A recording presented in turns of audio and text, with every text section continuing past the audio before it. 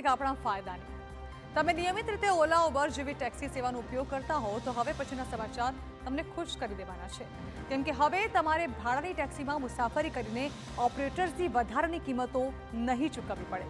કેમ કે સરકારની ભારત ટેક્સી સેવા 1 જાન્યુઆરી 2026ના રોજ દિલ્હીમાં શરૂ થઈ રહી છે, જેનો લાભ ફક્ત સામાન્ય લોકોને જ નહીં પરંતુ ડ્રાઈવર્સને પણ મળશે.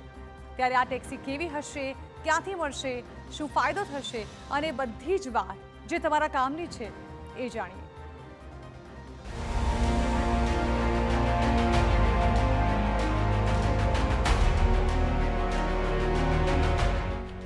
દિલ્હીમાં રહેતા લોકો અને ટેક્સીના મુસાફરો માટે ગુડ ન્યૂઝ. સસ્તી સવારી મળશે અને વધારાનો ખર્ચો પણ નહીં ચૂકવવો પડે. ટેક્સી ડ્રાઈવરો માટે પણ વધુ કમાણીની ખાતરી. ડ્રાઈવરોને તેમની કમાણીના 80%થી વધુ રકમ મળશે.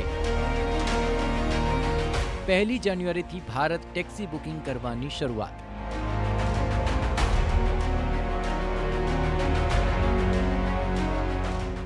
તો મુસાફરો માટે એક જબરજસ્ત રાહતના સમાચાર છે. સરકારે એવું કંઈક કરવા જઈ રહી છે કે જેનાથી સામાન્ય લોકોને રાહત તો મળશે જ, સાથે જ કેબ ડ્રાઈવરોને પણ ફાયદો થવાનો છે. કેમ કે 1 જાન્યુઆરીથી કેન્દ્ર સરકારના સહકાર મંત્રાલય દ્વારા દેશની રાજધાની દિલ્હીમાં ભારત ટેક્સી સેવા શરૂ થવા જઈ રહી છે. એક તરફ સરકારની આ સેવા મુસાફરોને એક નવો અને સસ્તો વિકલ્પ પૂરો પાડશે.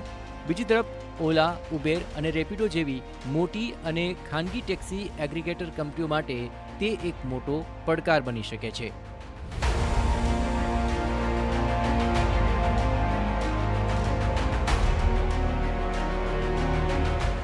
સહકાર ટેક્સી કોઓપરેટિવ હેઠળ શરૂ કરાયેલી ભારત ટેક્સી નવા વર્ષના પહેલા દિવસે એટલે કે 1 જાન્યુઆરીએ દિલ્હીમાં શરૂ કરવામાં આવશે.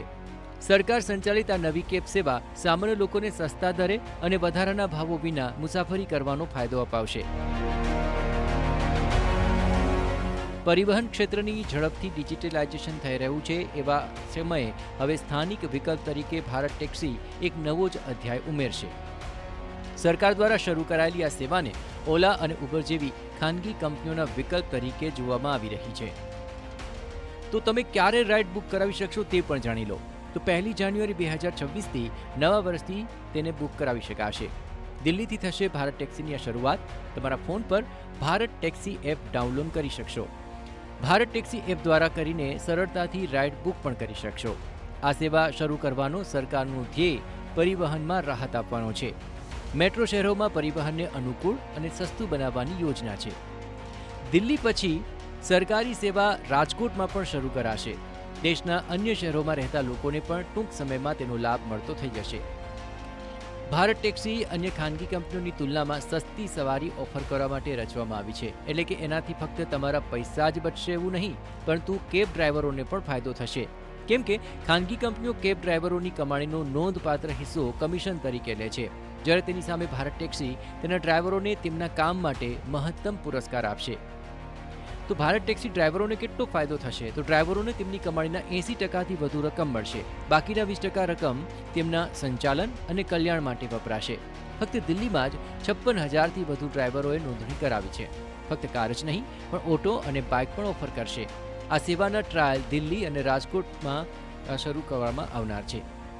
આમ અત્યાર સુધી ટેક્સી સેવામાં મુસાફરોને વધુ પૈસા આપવાનો રંજ રહેતો અને ડ્રાઈવરોને ઓછા પૈસા મળવાની પીડા રહેતી. પરંતુ હવે સરકારી ભારત ટેક્સી સેવા શરૂ થઈ રહી છે, જે બંને માટે ફાયદાકારક સાબિત થાય તેવું લાગી રહ્યું છે. Bureau report, TV9.